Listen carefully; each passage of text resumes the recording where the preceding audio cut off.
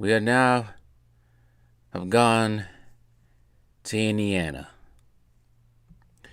We're making our rounds. I think this is the last team in the Midwest that we need to do. The last team in the Central Division that we need to do.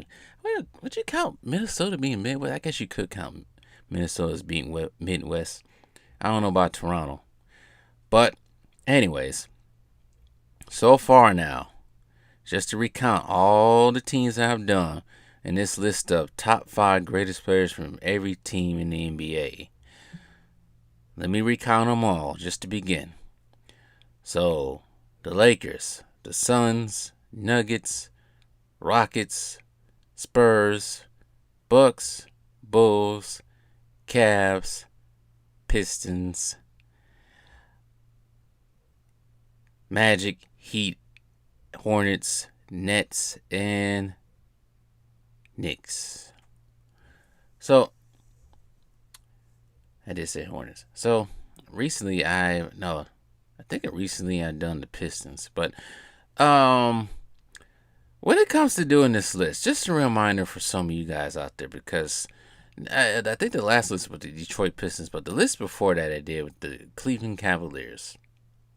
Somebody caught a hissy fit because I didn't pick Mark Price on that list. But here's the thing. Mark Price is synonymous with the Cavalier history, right? But Kyrie Irving hit the biggest shot for Cavs history that will eventually win them the 2016 NBA Finals. A reminder, when I pick these teams, these are in my opinion. Okay? My opinion. So I don't want to see people. This is the thing I keep talking about. I don't know how many videos I made of this so far. I want to keep seeing people getting hissy fits, catching hissy fits, starting to get insulted because I didn't pick a person that they thought should be on the list. Because this person, I ain't going to say his name, got mad because I didn't pick Mark Price on that list. And then he talking about, it's always great to learn and shut up! I know about Mark Price. Okay? I just didn't think he should be on the list over Kyrie. So anyways, just a reminder, I picked these players due to their influence in the NBA and also what they have done for that team. I'm sorry that Mark Price wasn't on the list. So that's the end of that. I'm not explaining myself anymore.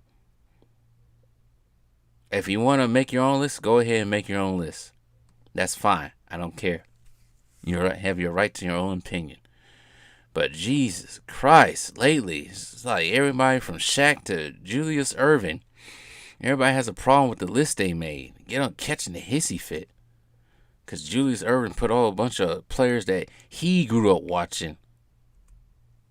But anyways, we're in Indiana today, or Indianapolis, with the Indiana Pacers. The last. Is this the last? Yes, this is the last of the ABA teams. As we all know, the Indiana Pacers started in 1967 in the ABA. They transferred to the NBA in 1976 after the ABA folded. But the Indiana Pacers have a lot, I mean a lot, of players that played for them. And everybody cannot be on here, of course. So, anyways, I'm not explaining myself anymore. So in the center position, I'll make this real quick because I don't want these videos to go too long because they have been going almost 20 minutes sometimes. At the center position, I'll put Mel Daniels. Mel Daniels played for the team from 1968 to 1974. Actually, the year before that, he was drafted by the Cincinnati Royals in 1967. First round, 9th overall pick before he ended up playing with the Minnesota Muskies. I never could pronounce that name. He played on the Pacers from 1968 to 1974 before going over to the Memphis to play for the Sounds. And then ended his career with the Nets.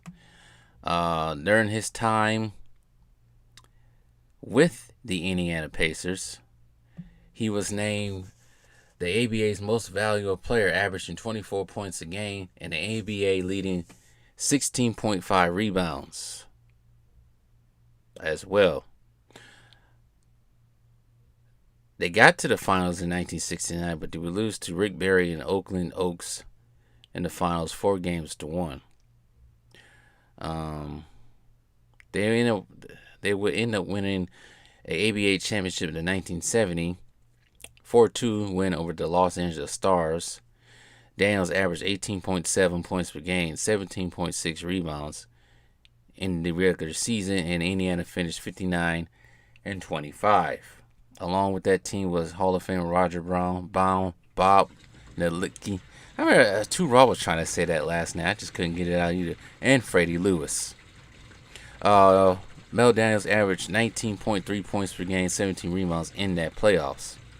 The next season, he got another ABA Most Valuable Player, averaging 21 and leading the league in 18 rebounds and 2 assists. But they could not get back to that finals because they would lose to the Utah Stars 4-3. Now, they would win a second title once they added George McGinnis. They would win that second one against the Denver Rockets 4-3. Not against Houston Rockets. Not against the Denver Rockets. They would start their title with the Denver Rockets 4-3. Then the Utah. How they got two teams in the Utah Stars 4-3, and they would beat the New York Nets along with Rick Barry 4-2 in the 1972 ABA Finals. Daniels averaged 19.2 and 16 rebounds, and they didn't finish with a spectacular regular season record at 47-37. But Daniels averaged 15.3. They would get their third ABA championship the next year, averaging 18 and 15, along with George McGinnis, who was averaging 27 and 12. But they would finish the season 51-33. They would go through the Denver Rockets again, Utah Stars, and they would play the Kentucky Colonels, led by Artis Gilmore, Dan Issel, and Louis Dampier, and former teammate Rick Mount, to 4-3 in the ABA championship. In his last season, he averaged a double-double.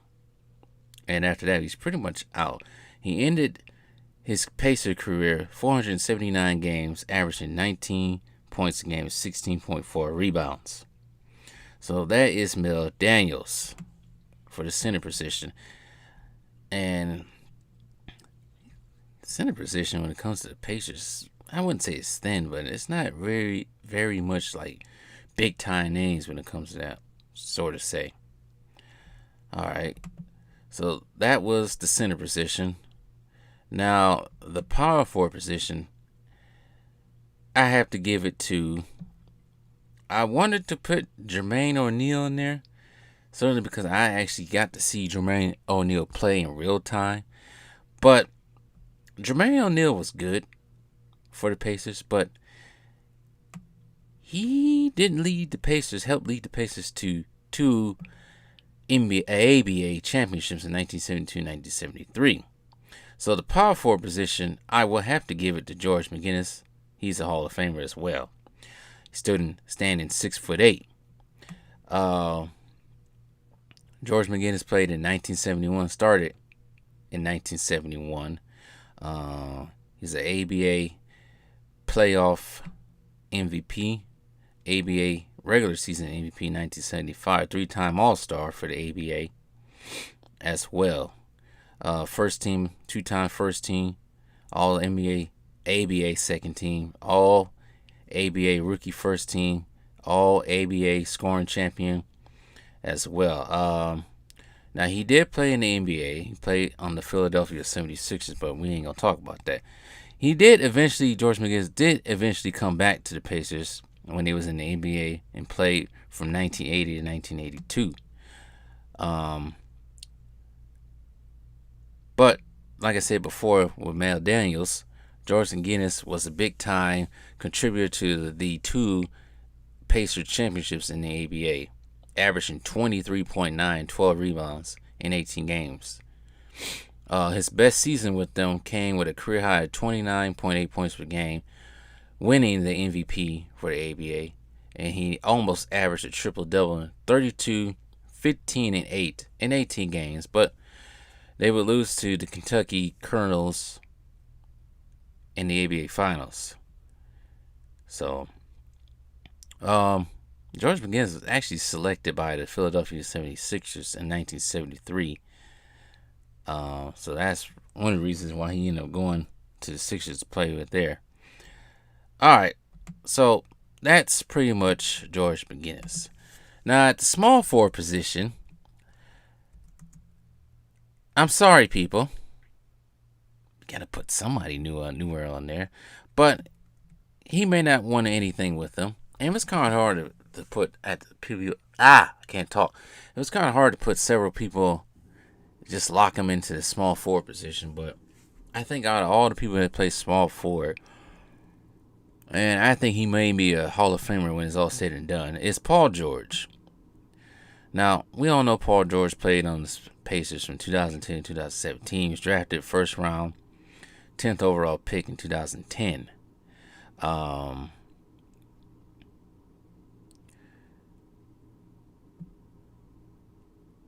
wouldn't say he was slow. Well, he was behind a team that was already stacked. Because this team, we do remember that the Pacers, I think for 2 years straight maybe, they went against the Miami Heat. When they had that team of Paul George, Danny Granger, David West, Roy Hibbert, George Hill, that team. Lance Stevenson. But people could say that he could be in the shooting guard position because he played both positions, but now I put him in small forward. But yeah, he pretty much kept that team afloat after the Pacers basically started to, dwindle a little bit. Once those players got older on, basically he became the leader of the team. He was big in those playoff runs from 2013, from 2011 to at least 2013, you could say. Let's see here. He broke a record. I'm trying to look for what record he broke. I know he broke a Reggie Miller record. I think I would say I think his career would have been even better if he didn't get injured with that FIBA World Basketball Cup when he had that compound fracture. But unfortunately, we all know that he wanted out of Indiana and eventually was traded to OKC and to where he is now, from where he is now to the Clippers. I'm trying to figure out what record did he break of Reggie Miller's right quick. I'm looking it up right now. That's why I'm trying to go next. All right, here it is. So I think he did this in a game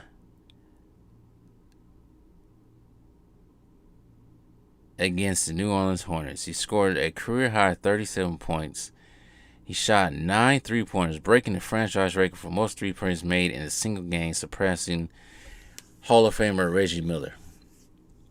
So that's what he did. And I think he I wouldn't say, unfortunate for Danny Granger, but since Danny Granger was dealing with injuries one season, he pretty much got his shine. But all his seasons, he progressively got better and became not just an offensive player, but one thing about Paul George that people seem to forget also, that he's also a great defender. But now he didn't have any of his best seasons statistically until he went to OKC and the Clippers. But I had to put Paul George at the small forward position. At the shooting guard position, we all know who's at the shooting guard position. Is one Reggie Miller, ready for his Kodak moment. I hate when he says that. Get ready for your Kodak moment. Anyways, Reggie Miller, drafted in 1987, first round, 11th overall pick by the Pacers, playing from 1987 to 2005. He's a 5-time All-Star. Probably should have had more, but when you're in the league with Jordan in the East, you know it's hard. Three-time All-NBA third team. He's part of the 50-40-90 club, part of the 75th anniversary team as well. His number is retired with the Pacers. Let's not forget that. He is a 25-point thousand scorer as well. And, of course, Hall of Famer. We all know Reggie Miller is the shooter. I think he's fourth on the list now. Yeah, he is fourth. I think he's behind. Who is he behind? Yes, he's currently behind Stephen Curry, Allen, James Harden when it comes to most career 3-point field goals made as well. It's unfortunate that he never. I think he only played in one finals against the Lakers, but he never was able to get to the finals because he always kept running into the GOAT himself, and him and the GOAT always had very serious and entertaining duels, especially later in Jordan's career in the 90s. But yeah, we gotta put some respect on Reggie Miller's name. Probably one of the greatest shooters of the NBA.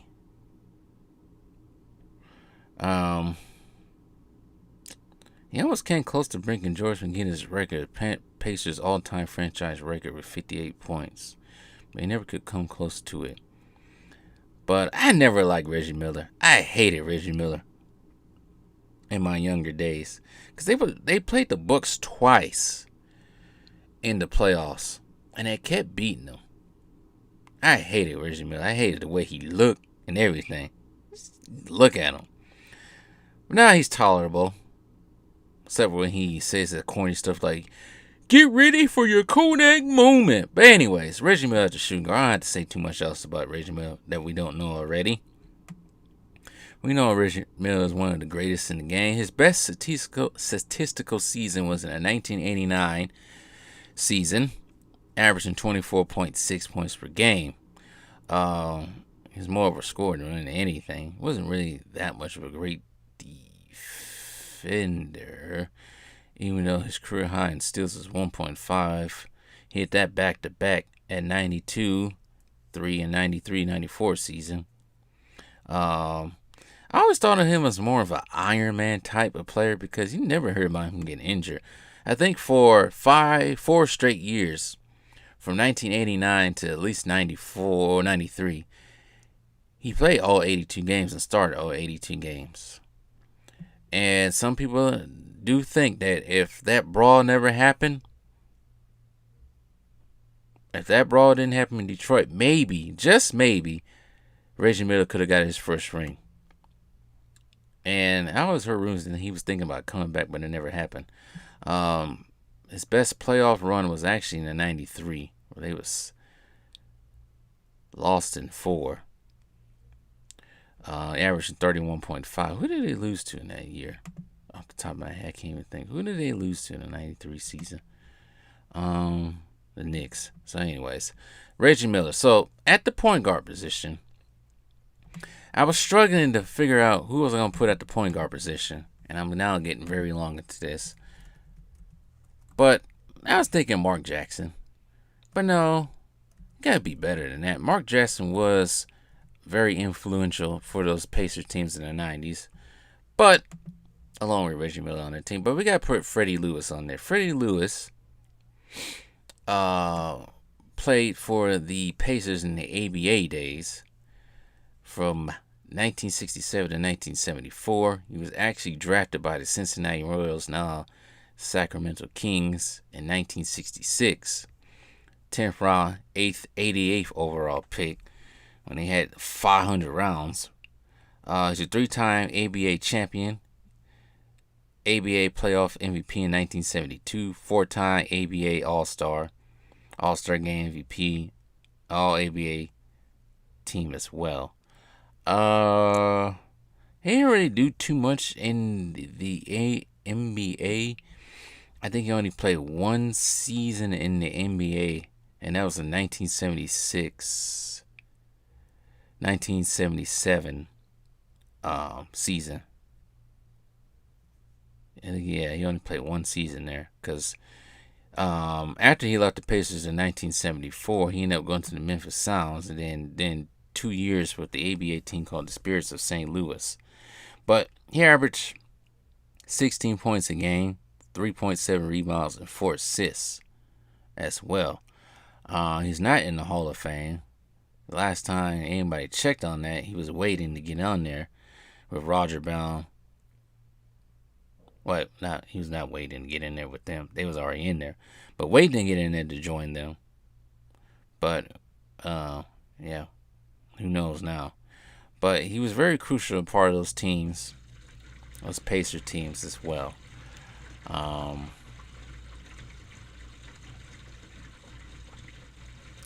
That's pretty much it with him. So, there's honorable mentions as well. Like I said, Jermaine O'Neal, Ron Artest, David West, Danny Granger, Lance Stevenson, Roy Hibbert, George Hill, Alex English. I always get confused with Alex English and Adrian Dan. I think Alex English did play on Indiana. Alex English, I think he did. Make sure I'm correct. Yes, he did. I always think of Alex English. I always think his time with the freaking Nuggets and Mavericks and Bucks. I forget that he played 2 years for Indiana, but that was pretty much when it was the NBA. Anyways, there's so many shout outs you can give for the Indiana honorable mentions. Rick Smith, Dell Davis, Antonio Davis. I'm trying to think most of those 90s players. I ain't saying Isaiah Thomas. Isaiah Thomas was the coach. There's some of the other different players there. Derek McKee, Chris Mullin. I said Rick Smith already. I married Derek McKee. Sheesh. So many others. There's so many.